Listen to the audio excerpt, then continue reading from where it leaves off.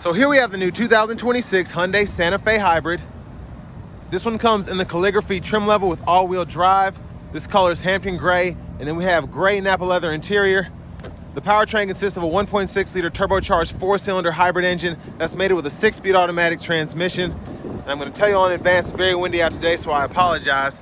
To the front end here, we do get our LED headlamps along with the LED daytime running lights.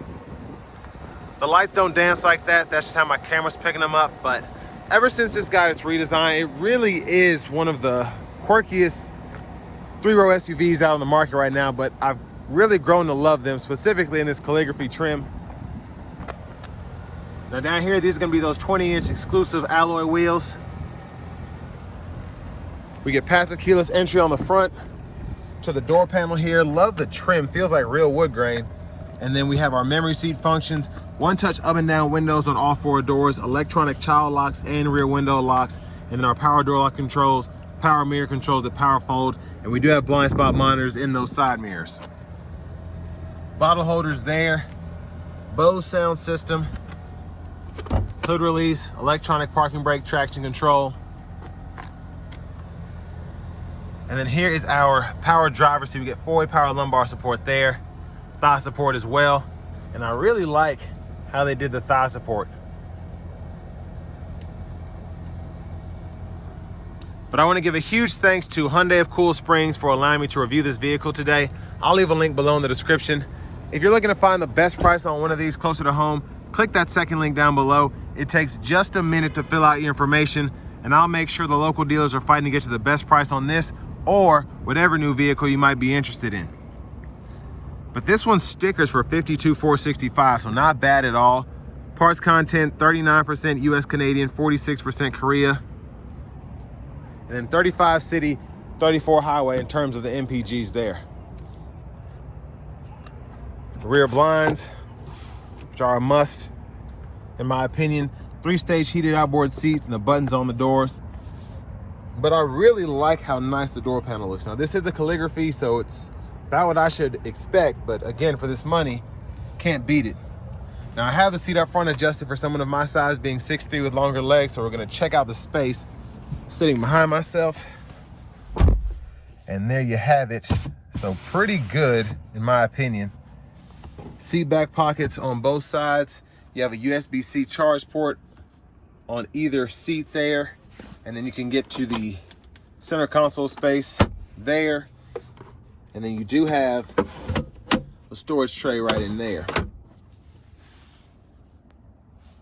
Now this does have the power sunroof up front, and then you get the second row skylight. So I'll show the skylight after a while, but that's what the sunshade looks like for both of them. That's what color it is. And then you kind of have that, ooh, that feels nice. That feels very, very nice. Now I've been in $120,000 Escalades with the Napa or whatever, but this just feels better than anything I've ever experienced in a vehicle. But there's a view of the front from back here. And there's a look at the third row now. There's a bunch of parts that need to be put on here, so I won't be able to really show that, but the top tethers are on the back of those seats. You do get a 115-volt 3-prong plug-in there, USB-C, rear AC control there, and then we have the power fold or power releasing second row that you can use from right there. And there is the USB-C on the other side with the bottle holder. But love the soft touch lights we get. Let me roll this window up. Let's make our way towards the back.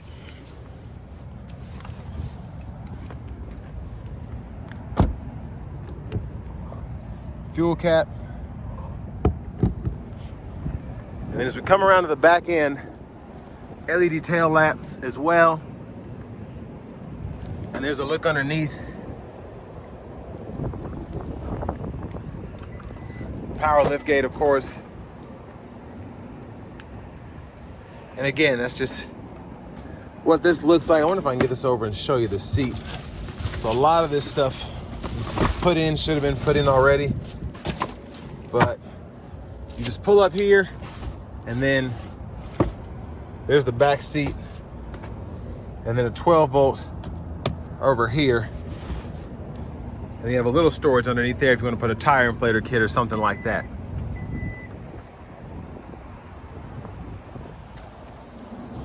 rear passenger side. Now this is what I like about these. These are power, so you can adjust those that way. And then you can hit this button from the back seat, and that gives you easier access from the third row. And then you can just hit that button and it'll lean it back. But you can even adjust the tilt of the seat bottom, so that's really impressive in my opinion.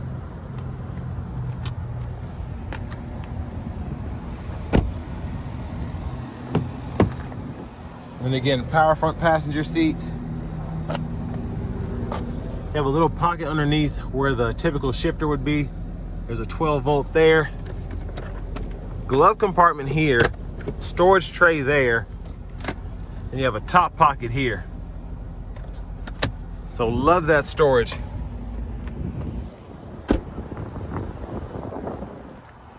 Back around to the front end, just a quick look in the engine bay.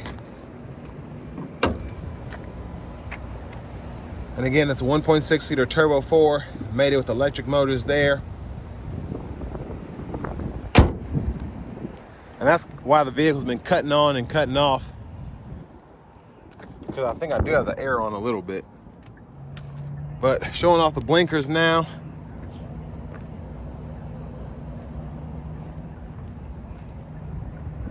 We get them in the side mirrors and then up front. But now to the driver's seat. So like the leather wrap steering wheel here, feels very nice, and I like the horn as well. But the two-tone on the steering wheel looks great. To the radio here, we do get navigation, AM, FM, XM radio, Bluetooth audio, Android Auto, Apple CarPlay. You have your hybrid menu here. You can see your fuel economy, how charged the battery is and whatnot.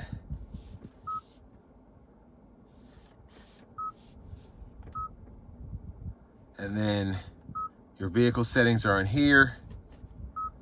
And in your general settings, you can change your language. You have those 4 options. And then your units of measurement, you can change all of those individually if you want to do that. But there's a lot in here to really fool with. That's just all the important stuff, in my opinion, that, you know, is a necessity. Everything else you can kind of learn. Now we do get several camera views, so backup cameras there. You get the top-down view as well, and then you do have a front camera too. So you can see that view there. Now down below, we have our AC controls, a few shortcuts, including a custom favorites button we can set up. Volume knob is here, you can click that to mute. And then you have a tune knob over here, hazards.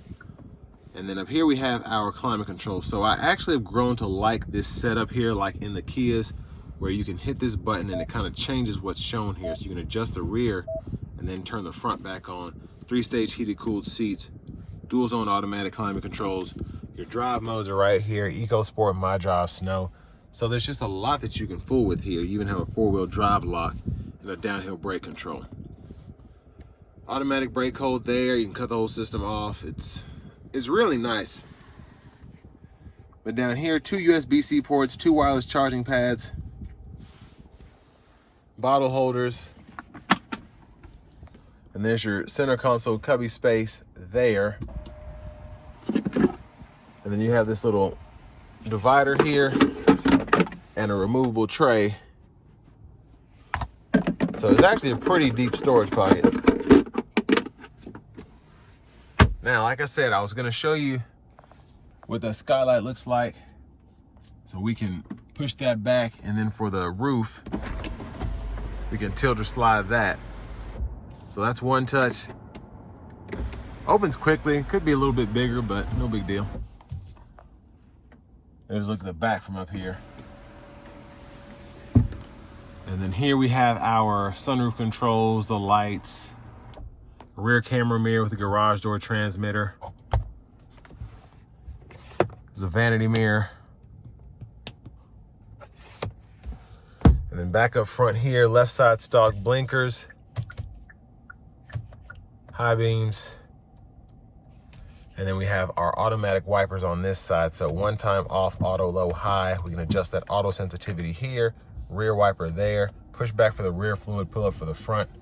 And then our shifter is down below. So we'll hit the brake, pull for reverse, tap up for neutral, pull all the way up for drive, press on the side there for park. And then we have the smart cruise, so we can turn that on, set the speed, pause and resume, and then gap adjust for that, lane centering assistant there, and then this goes through the gauge cluster when applicable, that middle part. So you can just use that to change the sub-menus and change your settings. Now this right side of the steering wheel, this goes through your track list, radio station presets, volume can be adjusted here, click to mute, and then you have a Bluetooth button, a favorites button for the steering wheel, voice recognition, and this mode button changes the audio sources. And then we do have the paddle shifters behind the steering wheel, so while you're in drive, you can use that for somewhat of a manual mode. Now up here, you look closely, heads up display. Push button start. Finally, here's the key fob with remote start.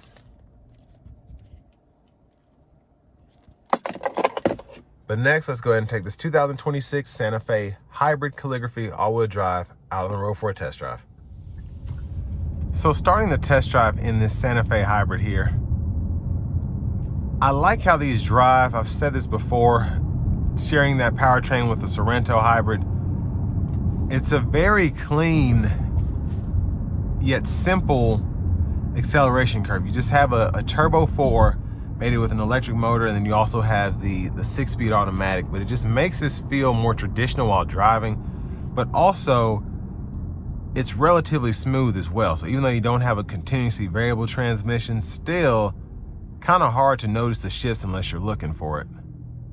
And I have it in the eco mode now, so it's doing a pretty good job at getting up to speed, but still staying as efficient as possible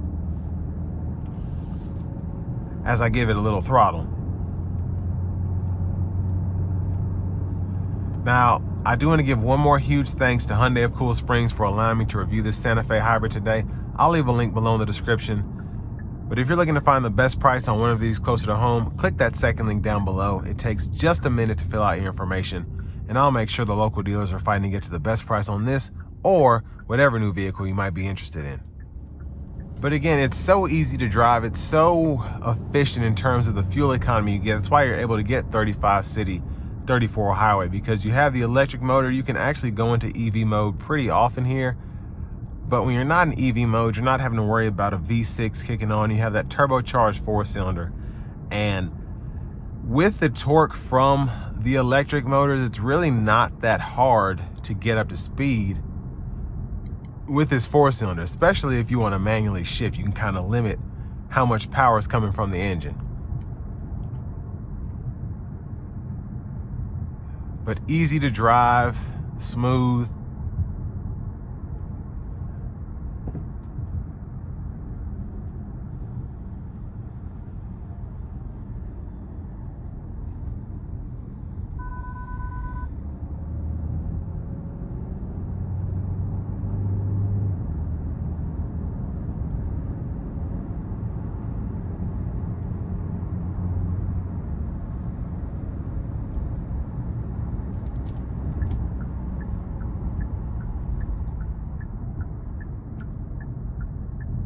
So I'm going to put it into the sport mode now. And let's see what this thing can do.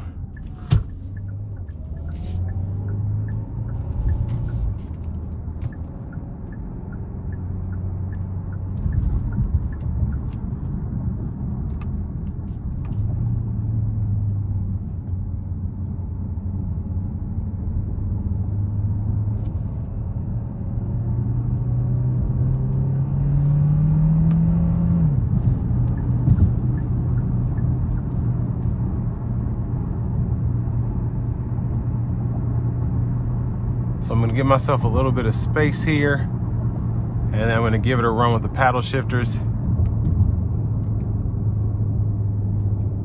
Here we go.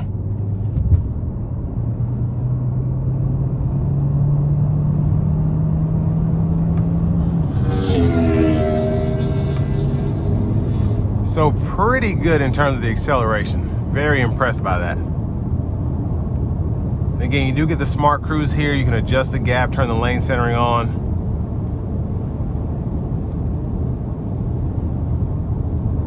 And even on this kind of rougher stretch of the interstate, it still drives pretty smoothly.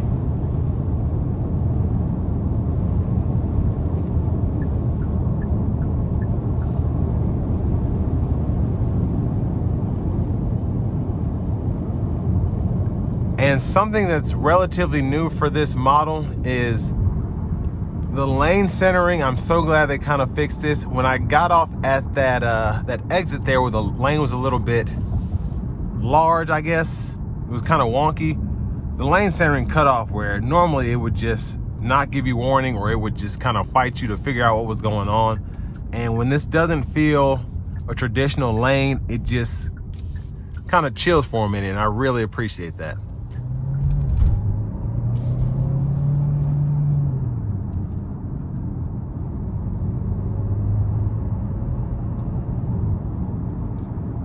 Now, especially out of a stop, this thing pulls like crazy. You feel that instant torque from the electric motors, and then it kind of, I guess, tapers off a bit as opposed to a naturally aspirated V6 like I had in my Pacifica Hybrid. That acceleration curve was fantastic because when the V6 kind of kicked on, you didn't feel a turbo lag or something like that. But even with all that being said, if you drive this normally 99.9% of the time, you'd rather have that. But it's not as quick as a Pacifica Hybrid.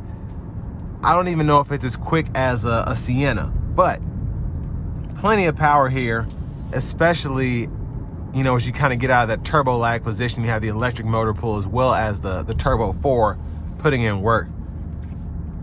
But for the money, I think it can't go wrong with this. You have the fuel efficiency, relatively fun to drive, practical because you have so much space in this vehicle. It's a 3-row SUV that's getting 35 miles per gallon in the city, and relatively quiet in here as well. Even with a 4-banger that's turboed, it's not loud in this cabin. And they just did a really good job, not only with the Santa Fe Hybrid, but just with the Santa Fe in general, in terms of the sound acoustics, the feeling of luxury you get. Just a nice overall vehicle. So with all that being said, this will bring me to the end of my review of this 2026 Santa Fe Hybrid Calligraphy.